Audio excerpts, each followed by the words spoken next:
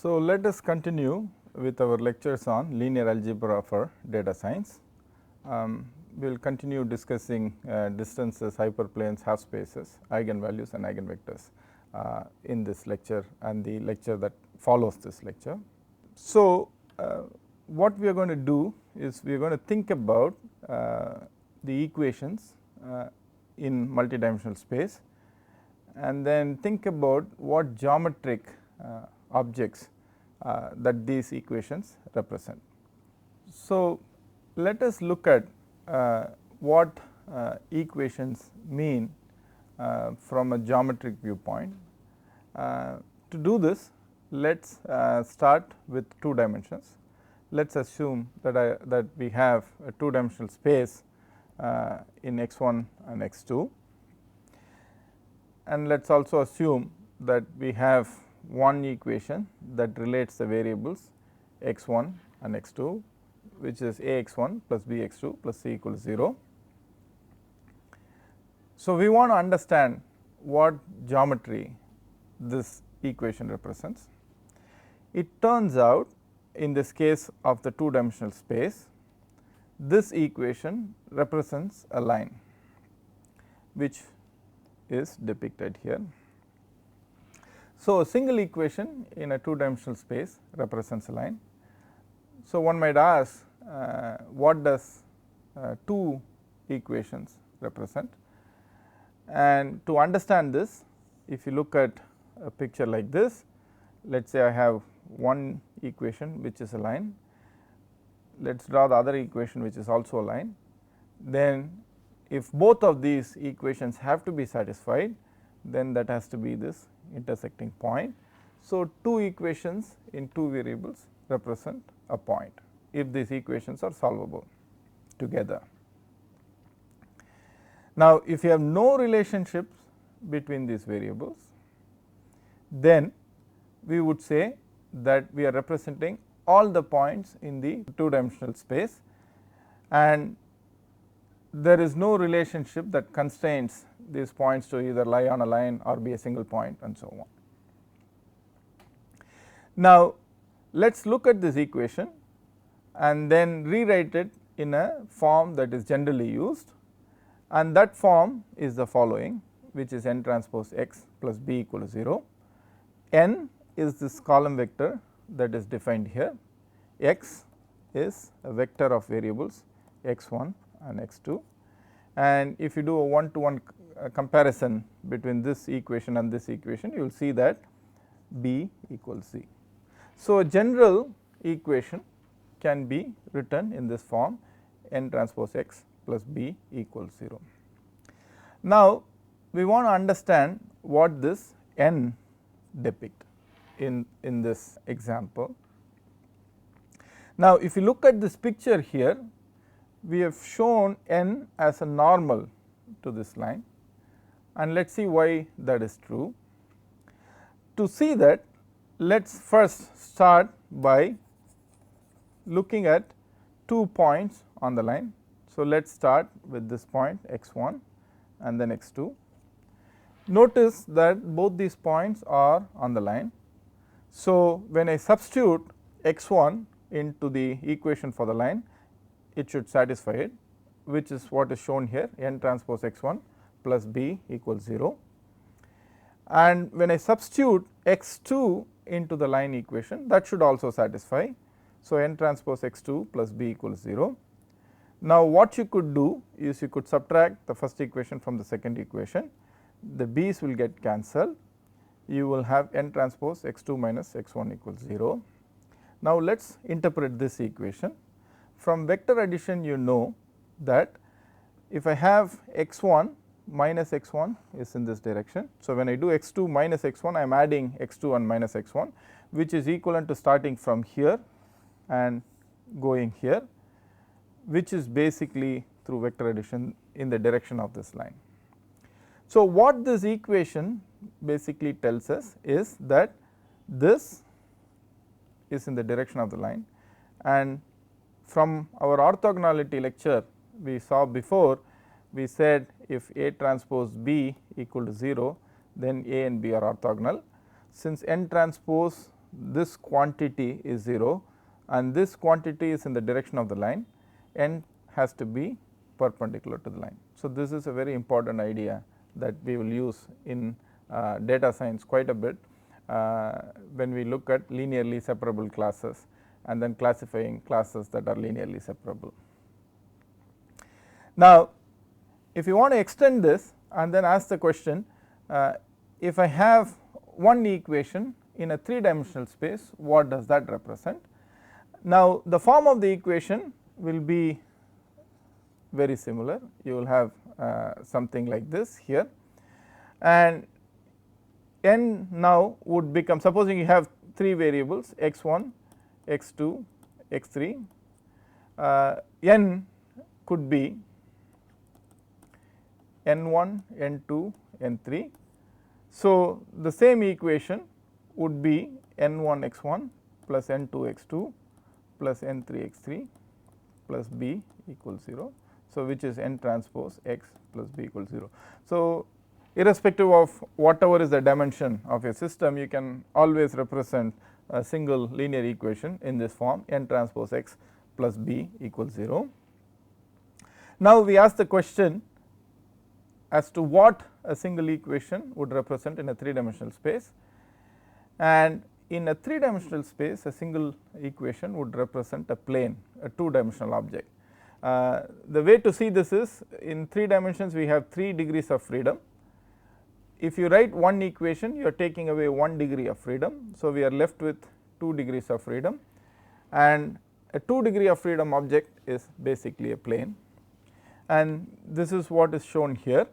So, if I have one equation, that equation itself would represent this plane right here, which is what we see, and very similar to how we drew the normal to the line here, this n would represent a normal to the plane. So, this would represent a projection out of the plane orthogonal to the plane. So, that is what n would represent.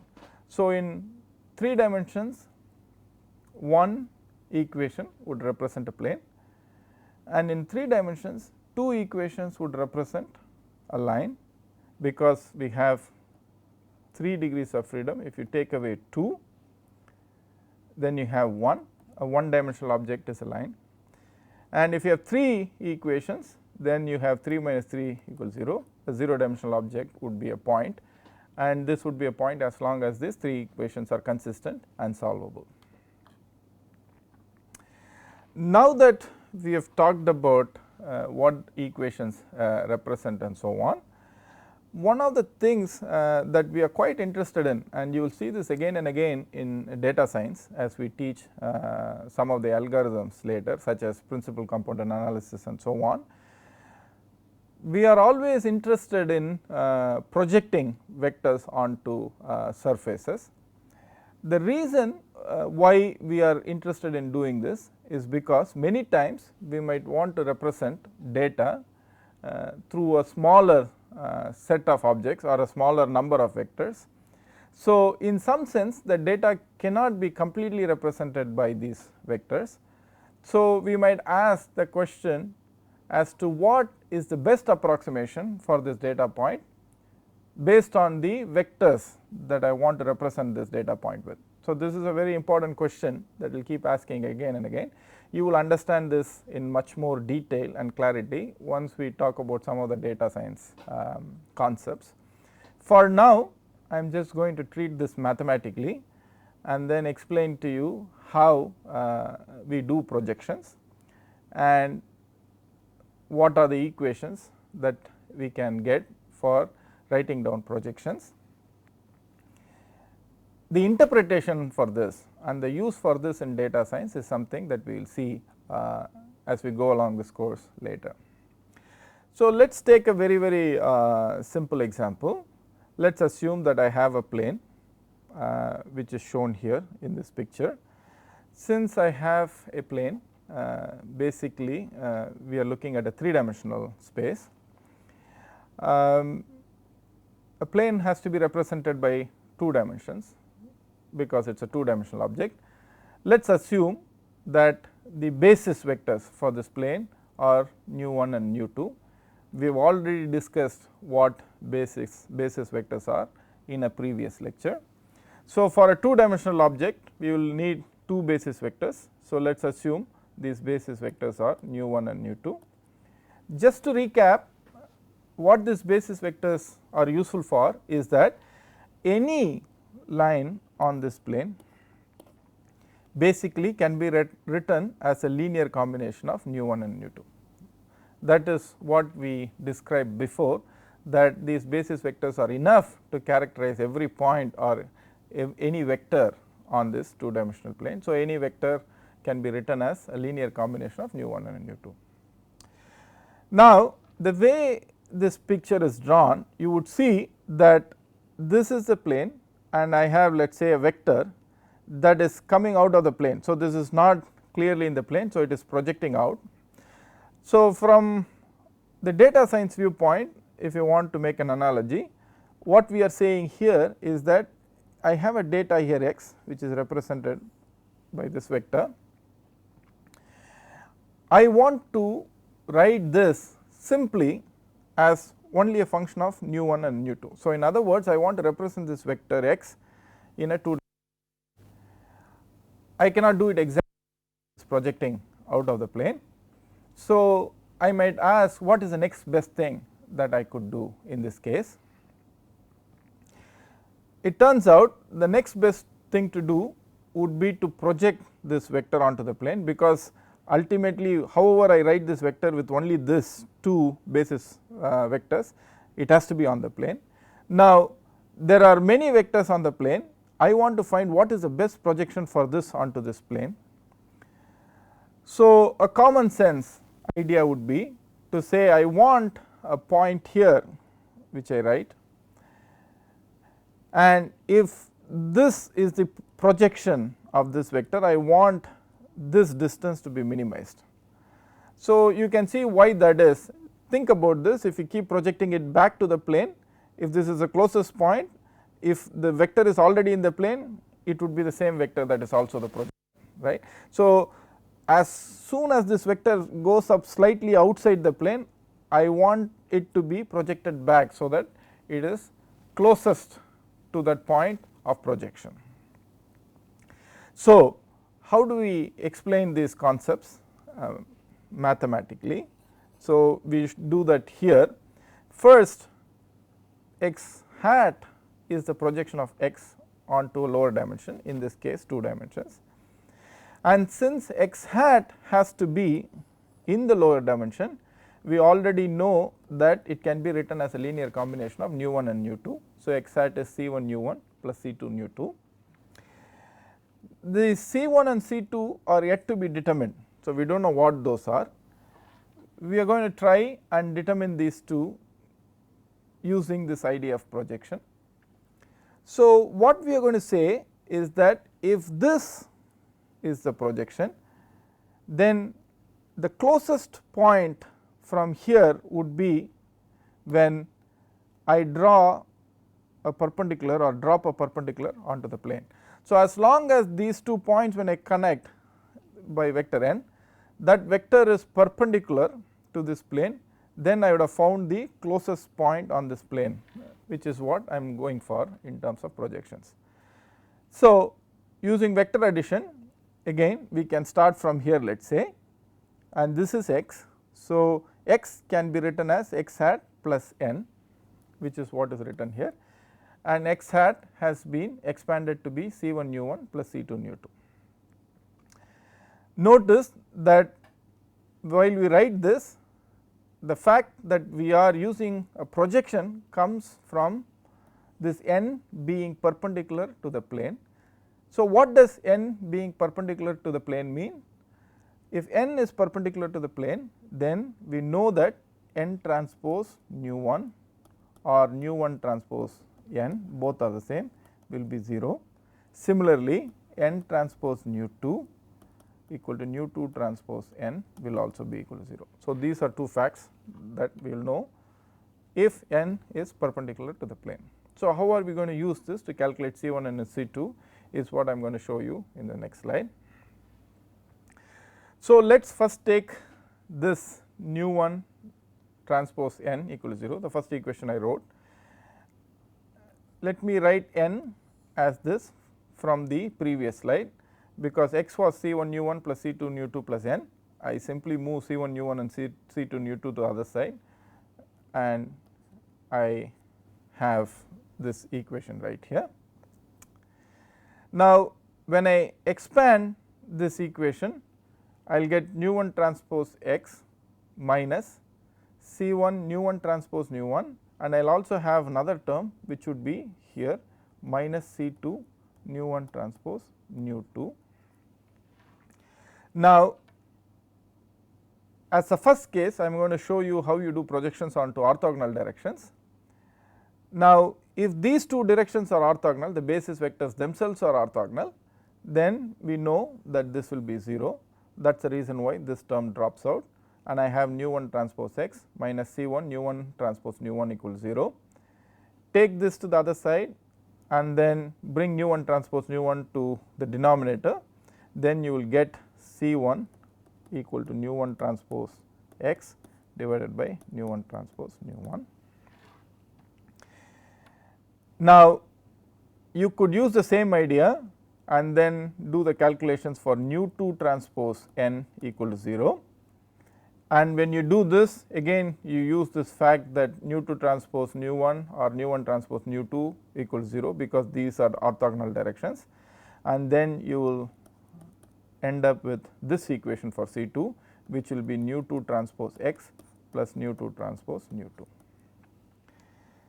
Once you get this, then you can back out the projection, and the projection is C1 times nu 1 plus C2 times nu 2. So, this is how you project a vector onto two orthogonal directions, and this can be extended to 3 orthogonal directions, 4 orthogonal directions, and so on, because all you will get, if let us say it is 3 orthogonal directions, then you will get nu 1 transpose x, nu 1 transpose nu 1 for C1, this for C2, and nu 3 transpose x divided by nu 3 transpose nu 3 for the third constant C3. So, this is how you do projection. This is a very important idea, and this will be used in many places in data science. So, it is worthwhile to clearly understand this. Now, let us move on to doing an example for this projection. Let us take a very simple example. Let us say I have vector 1 2 3 transpose, so column vector. So, this is a vector in a 3-dimensional space. Now, let us take 2 vectors and then make a plane. So, let us take vector nu 1, which is 1 minus 1 minus 2, and nu 2, which is 2 0 1, and then try and see whether I can project x onto these. Let us first find out whether these 2 vectors are orthogonal. So, to do that, we have to do nu 1 transpose nu 2. So, I am going to do 1 minus 1 minus 2, 2 0 1. So, this will be 1 times 2 minus 1 times 0 0 minus 2 times 1 2. So, 2 minus 2 is 0. So, we know that these 2 vectors are orthogonal. So, we can use a formula that we had before. Now, this formula is what we apply here. So, this is nu 1 transpose x transpose, sorry, this is x transpose nu 1, which is 1 minus 1 minus 2, and this should be nu 1 transpose nu 1. So, that will be 1 squared plus 1 squared plus 2 squared. So, 1 plus 1 plus 4 6. So, this is constant C1 that we get, and this is multiplied by nu 1.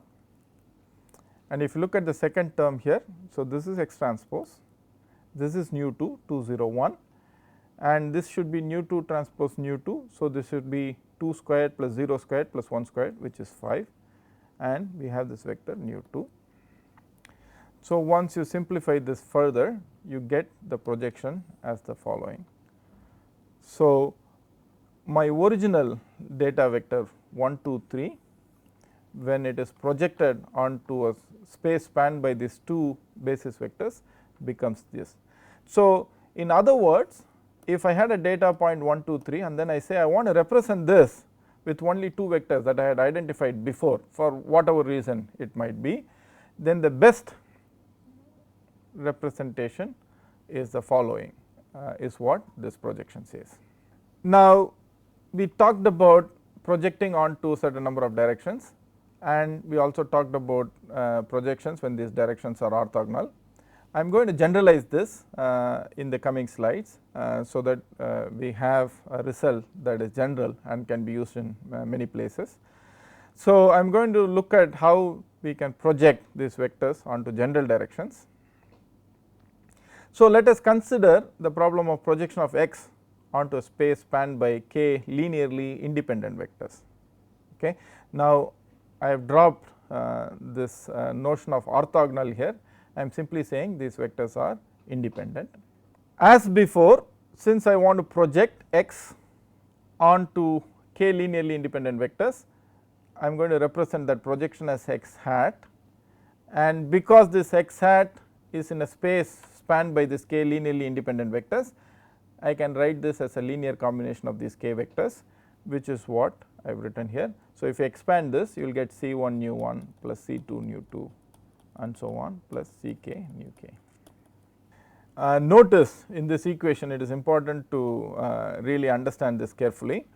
Notice in this equation, nu 1, nu 2 and nu k are all vectors, and C1, C2, Ck are scalar constants. We can write this equation also in this form, where what we do is we stack these vectors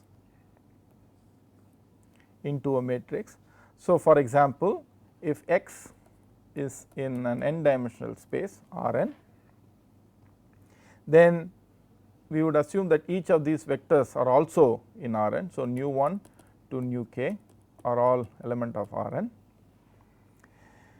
and when you stack k vectors like this in a matrix, then you would get a matrix of dimension n by k. And since there are k constants which I have put in a vector, so this would be a vector of dimension k by 1, and you can notice that this n by k times k by 1 will give you an n by 1 vector, which is what is x hat. Nonetheless, this n by 1 vector is in a space spanned by these k vectors, linearly independent vectors. Now, this is an important thing to notice. If you go back and then say let me expand this, then basically you should get this, and this is another way of thinking about matrix multiplications, which is important to understand. So, let me illustrate this with some very simple example, so that we use this at later times. So, if I have, let us say, a matrix 1 1 0 1, I will say, and I want to multiply this by 1 1, the standard way of doing this would be 1 times 1 plus 1 times 1 and 0 times 1 plus 1 times 1. So, this will be 2 1, right. This is your standard matrix multiplication that you have seen. You can also interpret this slightly differently. You could say that this matrix multiplication is also 1 times this vector 1 0 plus 1 times this vector. So, this is what we can think of this matrix multiplication as. Now, if you notice, this will also give you the result 2 times 2 and 1. So, what we are doing is there are many columns here and there are these scalar constants much like this. So, when we multiply this, this will be C1 times the first column, much like how we have written here. So, this will be C1 times nu 1 plus C2 times nu 2 all the way up to Ck times nu k. So, this and this are same, and you see that this is this. Okay. So, x hat can be written as V times C, where V is a matrix where all these basis vectors are stacked in columns, and C are the scalar constants which have been stacked as a single column. Now, let us proceed to identify the projection from here. We then use the orthogonality idea. Remember, we have x equal to x hat plus n, that means n equal to x minus x hat, and if x hat has to be a projection, then n has to be vectors, n has to be a vector that is orthogonal to the space spanned by the k linearly independent vectors. For n to be orthogonal to a geometric object spanned by this k linearly independent vectors, n has to be orthogonal to every one of these vectors. So, that is what we write here in a matrix form. Instead of writing V1 nu 1 transpose x minus x hat is 0, nu 2 transpose x minus x hat is 0, and so on. So, we write this in a matrix form where we say V transpose, where I will have nu 1 transpose, nu 2 transpose all the way up to nu k transpose times x minus x hat equals 0. Now, x hat from the previous slide was V times c. So, V transpose x minus V c equals 0. So, if I expand this, I will get V transpose x minus V transpose V c equals 0. If I take this term to the other side and then do the inverse, I will get c equal to V transpose V inverse V transpose x. Whenever we take inverses, we have to always make sure that we can actually identify an inverse.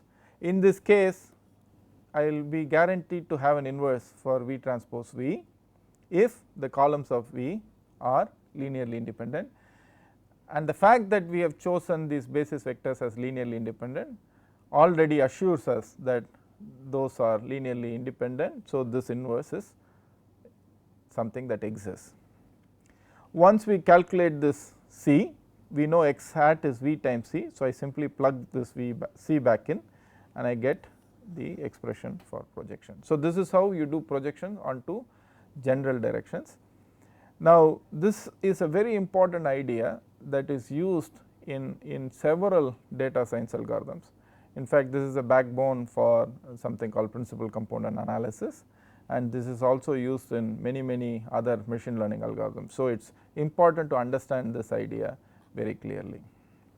Now that we have understood projections, in the next lecture I will describe the notion of an hyperplane and half spaces, and then continue on to eigenvalues and eigenvectors. I will see you in the next lecture. Thank you.